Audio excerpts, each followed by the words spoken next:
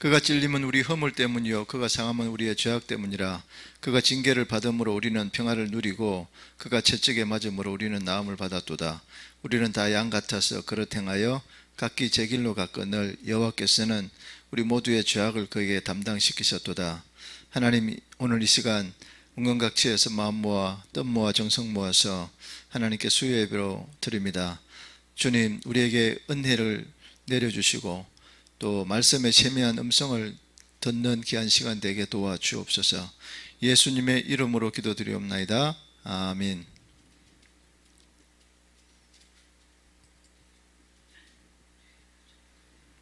자, 주의 보좌로 나갈 때 찬양합니다.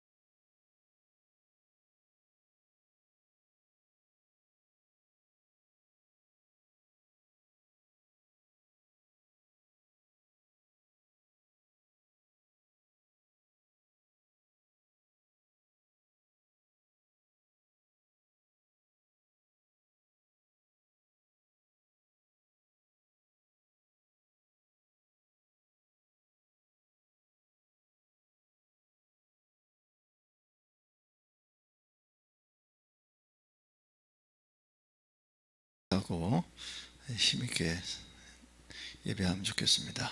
하나님의 음성을 듣고자 기도하면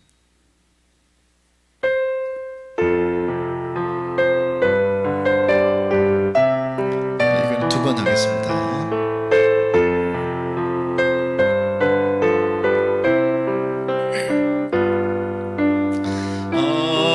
하나님의 음성을 듣고자 기도하면 귀를 기울이시고 나의 기도를 들어주신다네. 깊은 웅덩이와 무등에서 끌어주시고 나의 발을 반석 위에 세우시사 나를 튼튼히 하셨네. 새 노래로 부르자 랄랄라. 하나님께 올릴 찬송은 새 노래로 부르자. 하나님의 사랑은 주를 의지하고 교만하지 않으며 거짓에 치우치지 아니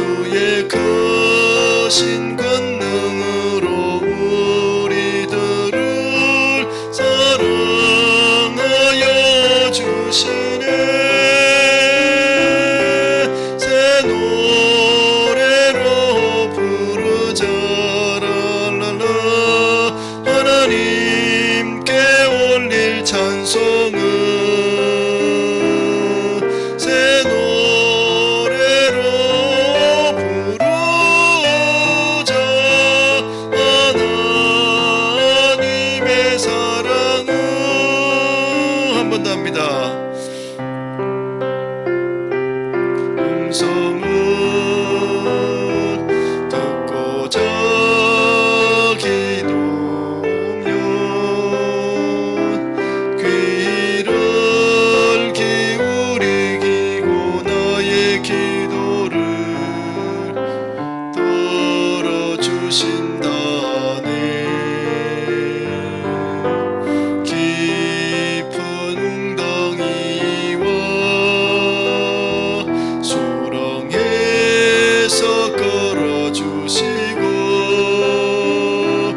나의 발을 반석 위에 세우시사 나를 튼튼히 하셨네. 새 노래로 부르자 랄랄라. 하나님께 올릴 찬송은 새 노래로 부르자. 하나님의 사랑은 주를 의지하고 교만하지 않으며 거짓에 치우치지 아니하면 복이 있으리라. 여호와 나의 주는 크신 권능의 구주라. 주의 크신 권능으로 우리들을 사랑하여 주시네. 새 노래로 부르자 랄랄라. 하나님께 올릴 찬송은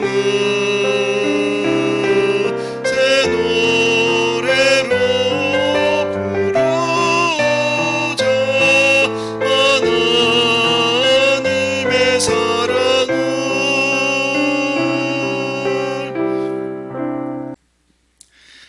오늘은 로마서 11장 1절에서 11절까지 함께 보겠습니다. 그러므로 내가 말하노니 하나님이 자기 백성을 버리셨느냐? 그럴 수 없느니라. 나도 이스라엘이니요 아브라함의 씨에서 난 자요 베냐민 지파라.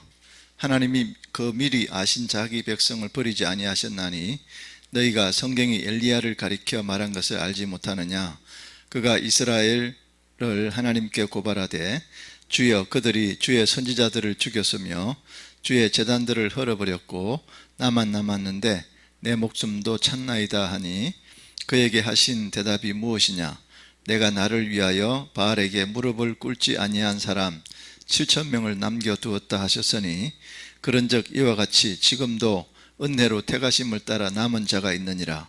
만일 은혜로 된 것이면 행위로 말미암지 않음이니 그렇지 않으면 은혜가 은혜되지 못하느니라. 그런즉 어떠하냐? 이스라엘이 구하는 그것을 얻지 못하고 오직 택하심을 입은 자가 얻었고 그 남은 자들은 우둔하여졌느니라. 기록된 바 하나님이 오늘까지 그들에게 혼미한 심령과 보지 못할 눈과 듣지 못할 귀를 주셨다 함과 같으니라. 또 다윗이 이르되 그들의 밥상이 올무와 덫과 거치는 것과 부엉이 되게 하시옵고 그들의 눈은 흐려 보지 못하고 그들의 등은 항상 굽게 하옵소서 하였느니라. 그러므로 내가 말하노니 그들이 넘어지기까지 실족하였느냐? 그럴 수 없느니라.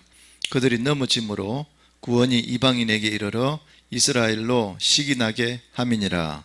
아멘. 오늘은 로마서 11장을 함께 나눠보겠습니다. 11장 전체를 한번 개괄해 본다면 하나님은 1절에서 6절까지 이스라엘을 버리지 않겠다고 약속하십니다. 7절에서 12절은 이스라엘이 불순종함으로 구원이 이방인에게로 나갔다 하는 그런 말씀입니다. 13절에서 24절은 이방 신자는 이스라엘을 향하여 자랑하지 못한다 하는 말이고요.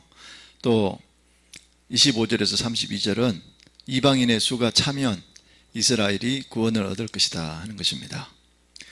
33에서 36절은 하나님의 지혜와 지식을 청량할 자가 없다 하는 그런 말씀이 오늘 11장 전체 말씀입니다.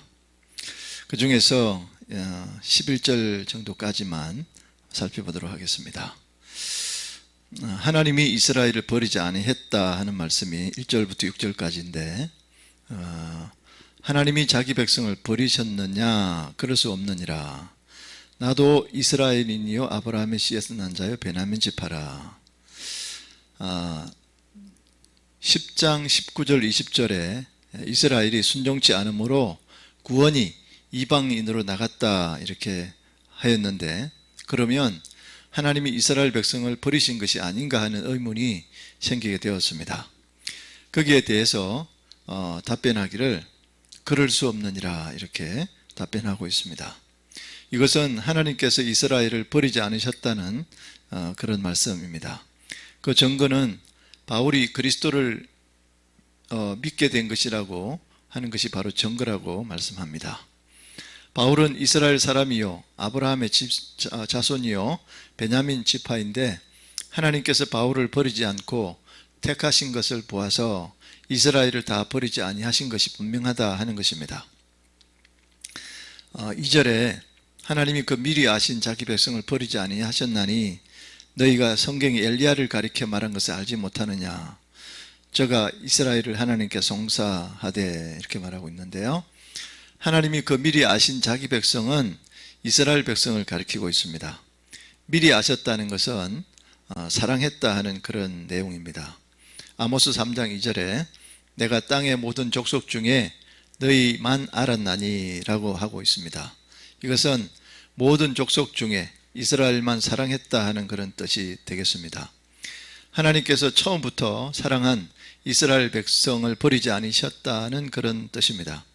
그것은 엘리야가 하나님께 송사할 때에 하나님이 답변하신 내용이 증거하고 있습니다.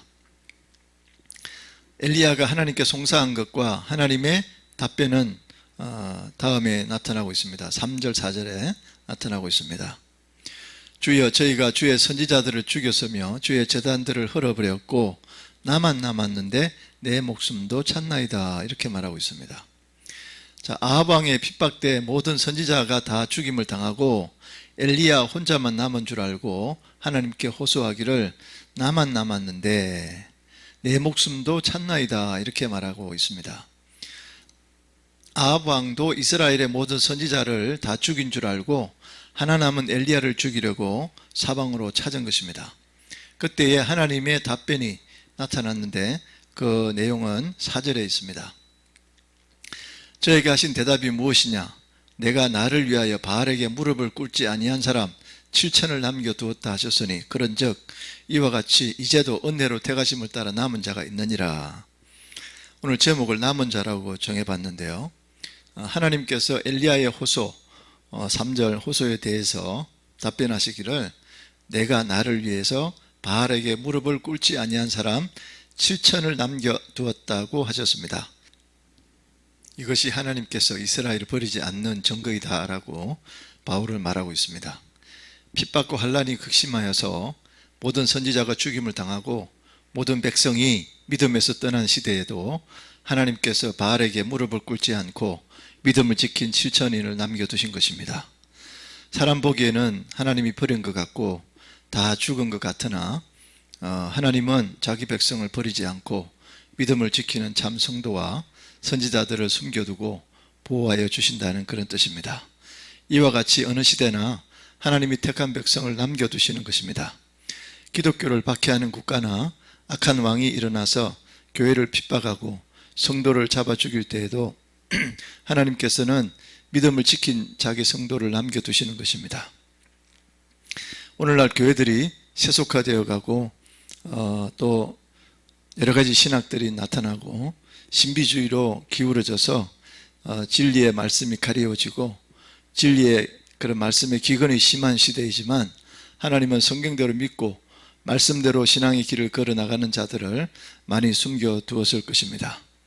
하나님께서 말씀대로 믿고 말씀대로 지키며 바른 말씀을 세워나가도록 세워나가려고 힘쓰는 그런 사람들을 계속해서 일어나도록 해주실 것입니다. 이세벨과 같이 종교적인 탄압을 하고 선지자들을 다 잡아 죽이고 믿음에서 떠나게 하는 시대에도 엘리야는 믿음에서 떠나지 않고 또 바알에게 무릎을 꿇지 않은 7,000명이 남아 있었습니다. 바른 신앙을 지키려는 자를 그 신앙대로 나갈 수 있도록 하나님께서 능력의 발로 보호하셔서 믿음을 지키도록 인도하여 주신다는 것입니다. 사람의 생각에는 안 될 것 같아도 하나님은 실패가 없으시고 그 계획하신 바를 반드시 이루신다는 말입니다. 그러므로 하나님을 바로 섬기는 자가 이기게 되고 진리의 말씀이 반드시 승리할 것이다 하는 것입니다.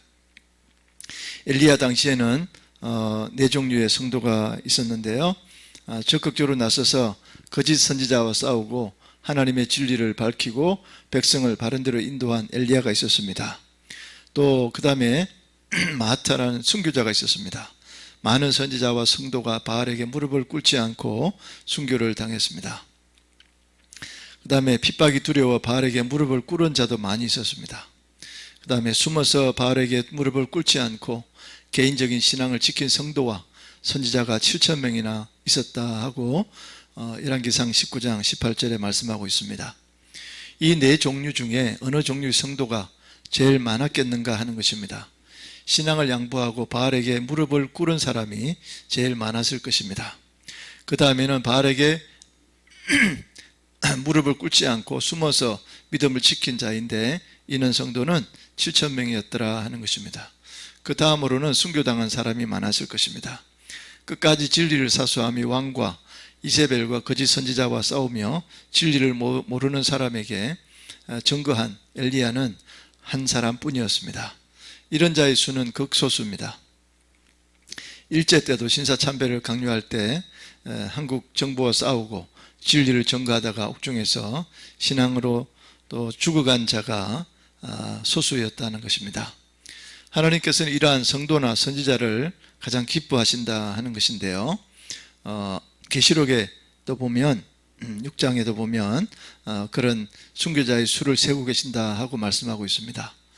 그 다음으로는 순교자를 하나님께서 기뻐하시는데 순교자는 하나님 나라에서 특별반열에 참여할 수 있습니다. 셋째로 하나님이 기뻐한 성도는 숨어서도 바알에게 무릎을 꿇지 않고 자기 신앙이나 신앙을 굳건히 지키는 성도였습니다. 이러한 성도는 진리를 밝히지도 못하고 다른 사람에게 전파도 못하고 거짓 선지자를 드러내지도 못하고 백성을 바른 대로 인도하지도 못했지만 자기 신앙은 지켰다는 것입니다. 바알에게 무릎을 꿇지 않고 신앙을 지킨 것은 잘했지만 조금 소극적이다 생각이 듭니다. 자기 신앙이나 겨우 지키고 그렇게 살아간 분도 소극적인 분도 계셨다 하는 것입니다. 그러나 엘리야는 적극적으로 마귀의 세력과 대항하여 싸우고 정복해 나가고 진리의 빛을 밝히고 어두운 데 있는 백성에게 빛을 비추어주고 하나님께로 인도하셨던 그러한 분이 되겠습니다. 엘리야의 이런 일이 가장 위대한 큰 일이었다 하는 것입니다. 그래서 하나님 앞에 가면 상급이 대단히 클 것이고 순교당한 사람은 하늘나라에 가면 순교자의 특별한 보좌에 앉게 되고 상급이 있다 하는 것을 나타내주고 있습니다. 히브리서 11장 4절에 저가 죽었으나 그 믿음으로서 오히려 말하느니라 이렇게 말하고 있습니다. 예수 믿는 사람의 그 대목표는 순교당하는 나라 아니겠습니까?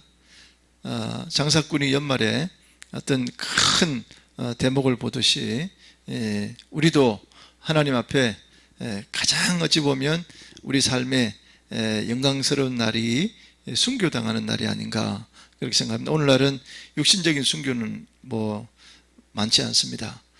특별히 우리나라도 신앙의 자유가 있어서 핍박을 하거나 그렇지는 않습니다. 하지만 우리가 알지 못하게 십자가를 지고 참아야 되고 포기해야 되고 헌신해야 되고 또 내 것을 손해봐야 되는 바로 그런 것이 부분적인 순교가 아닌가 또 영적 선교가 아닌가 그렇게 저는 생각해 보았습니다. 아무튼 하나님은 우리의 그런 모습을 지금도 보고 계시고 언젠간 결산할 그때에 하나님이 우리에게 칭찬과 위로를 주시리라 생각합니다. 사람이 한번 죽는 것은 정한 이치인데 주를 위해서 순교당하면 바로 엄청난 그런 영광이다 하는 것입니다. 바로 면류관이 고린도서 5장 4절에 있는 것처럼 면류관이 준비되어 있다 하는 것이고요. 아무튼 그러한 일이 있다면 우리는 기쁨으로 믿음으로 감당해내야 할 것입니다. 육신의 생명을 좀 더 연장하려고 신앙을 양보한다면 그 삶은 바로 육신적인 삶이 될 것입니다. 순교를 당한 그런 사람들이 일제시대도 많이 있었잖아요. 아무튼 우리도 이 시대의 순교적 삶이 어떤 삶인가 깊이 생각해 볼 필요가 있다고 생각합니다. 신앙을 지키다가 죽는 것은 도리어 그 영혼이 사는 것인데 우리는 거꾸로 생각할 때가 많습니다.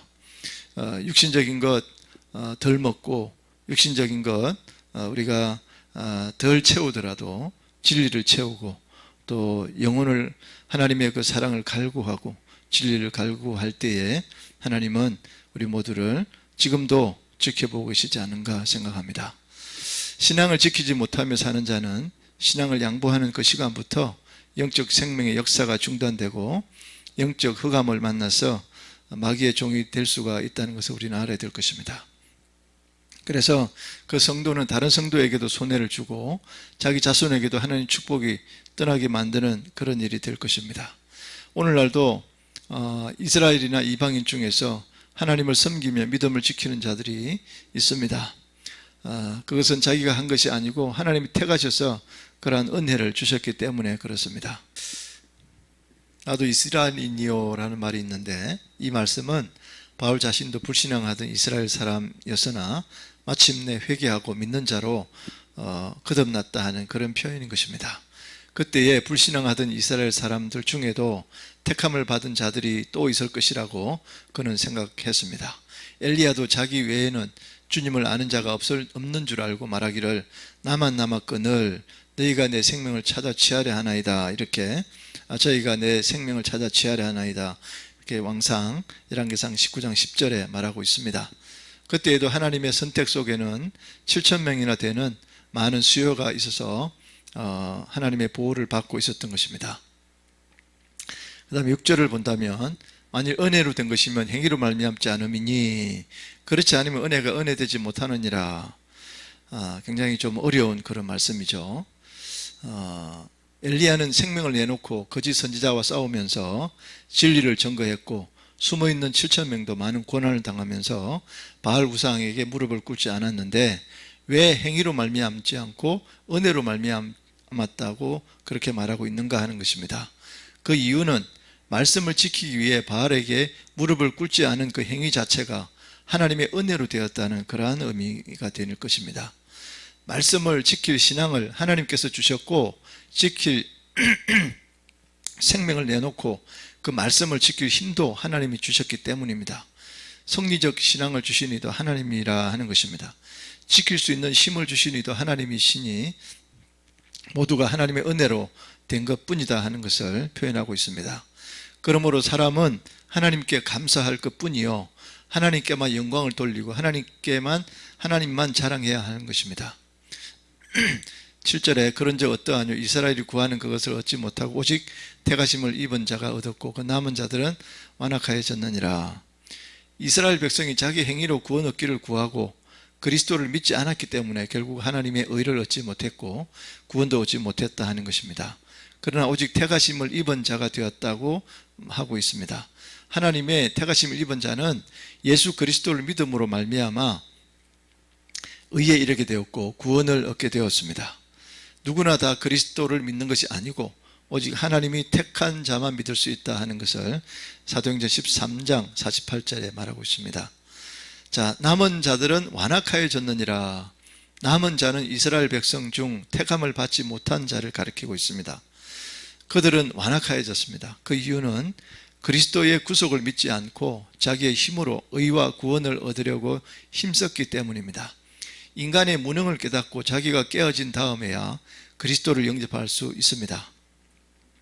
그리스도를 믿지 않고 자기의 노력으로 구원을 얻으려고 힘쓰면 하나님의 의에서 멀어지고 마음이 완악해진다는 것입니다. 그런지 어떠하뇨? 이스라엘이 구하는 그것을 얻지 못하고 오직 택하심을 입은 자가 얻었고, 이렇게 말하고 있습니다. 자, 구원이 인간의 행위로 얻어지는 것이 아님을 역설하고 있습니다. 하나님의 선택은 인간의 행위로 얻어지는 것이 아님을 다시 나타내는데요, 하나님의 선택은 인간의 구원을 성립시키는 유일한 그러한 근거입니다. 남은 자들은 완악하였지만 그들의 불신앙을 원인으로 말하고 있는데요, 완악함은 하나님의 은혜뿐 아니라 하나님의 진노도 느끼지 못하는 심령의 그런 어떤 철면피 같은 그런 모습인 것입니다. 인간이 스스로 자기를 완악하게 하면 마침내 하나님의 진노 아래서 더욱 완악하도록 내버림이 된다 하는 그런 뜻이 되겠습니다. 자, 8절에 보면요, 하나님이 오늘날까지 저희에게 혼미한 심령과 보지 못할 눈과 듣지 못할 귀를 주셨다함과 같으니라. 자, 이 구절은 이사야 29장 10절, 신명기 29장 4절의 뜻을 인용한 것입니다. 하나님께서 저들에게 혼미한 심령, 보지 못할 눈, 듣지 못할 귀를 주신 것은 저들이 불신앙적인 그런 하나님의 택하심 받지 못한 까닭이다. 그들에게 하나님께서 신령한 은혜를 주시지 않은 까닭입니다. 자, 구원받을 자가 아니고 하나님의 택하심 받지 않는 사람은 구원받을 자가 아니고 하나님의 그런 진노의 그릇이다 하는 것입니다. 그러므로 듣기는 들어도 깨닫지 못하며 보기는 보아도 알지 못하게 된다 하는 그런 의미가 있습니다. 9절에 보면요, 다윗이 가로되 저희 밥상이 올무와 덕과 거치는 것과 보응이 되게 하옵시고 저희 눈은 흐려 보지 못하고 저희 등은 항상 굽게 하옵소서. 이 구절은 시편 69편 22절 23절의 뜻을 따라 인용한 것입니다.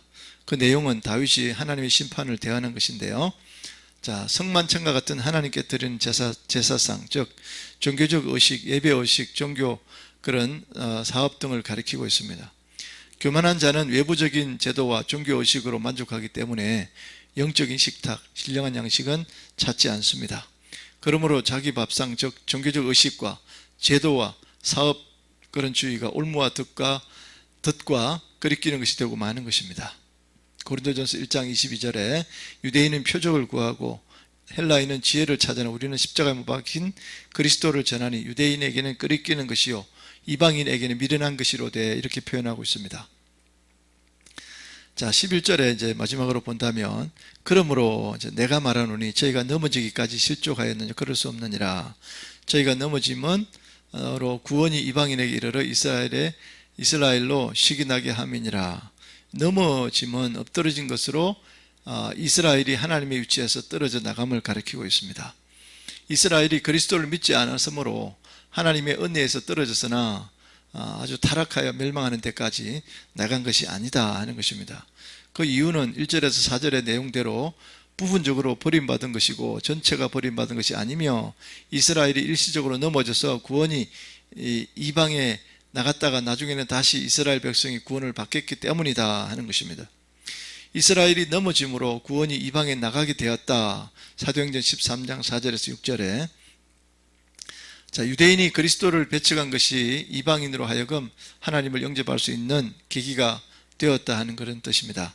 이방인들이 하나님께로 돌아와서 하나님을 아버지로 섬기는 것을 보고 이스라엘이 시기가 나서 하나님께로 돌아오게 된다는 그런 의미가 되겠습니다.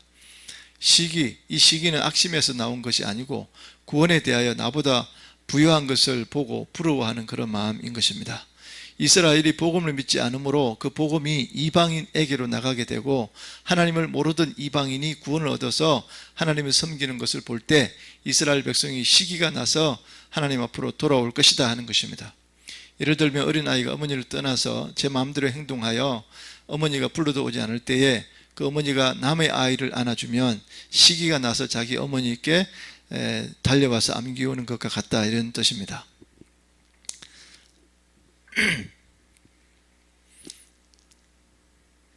자, 11절까지만 오늘 보도록 그렇게 하겠습니다.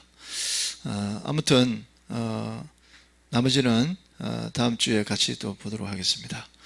오늘 말씀 가운데서 우리가 은혜를 받자면 우리도 하나님 보이지 않는 그런 구원의 손이 우리를 도우시고 남겨두시고 특별한 그런 은혜 가운데 살아가야 되겠다, 이런 생각을 합니다. 어느 누구보다도 하나님의 특별 관심, 특별한 그런 하나님의 그 눈이 세초부터 세말까지 우리를 떠나지 않고, 또 교회가 작든 크든 그곳에 하나님의 영광이 가득 차고 하나님이 기뻐하신다면 이 시대 어떠한 어려움이 와도 이겨내지 않을까, 그런 생각을 합니다. 기도하겠습니다. 고마우신 아버지 하나님, 은혜를 감사합니다. 지금은 코로나 시대인데 이제 점점 약해지게 하시니 감사합니다. 아직도 전 세계적으로 특별히 미국 같은 그런 많은 백성이 있는 그런 나라들에게 더 많이 있습니다. 주여 긍휼을 베풀어 주시고, 또 우리나라도 이제 완전히 종식될 수 있도록 하나님 정상적인 그런 신앙과 예배를 할 수 있도록 하나님께서 긍휼을 베풀어 주시옵소서.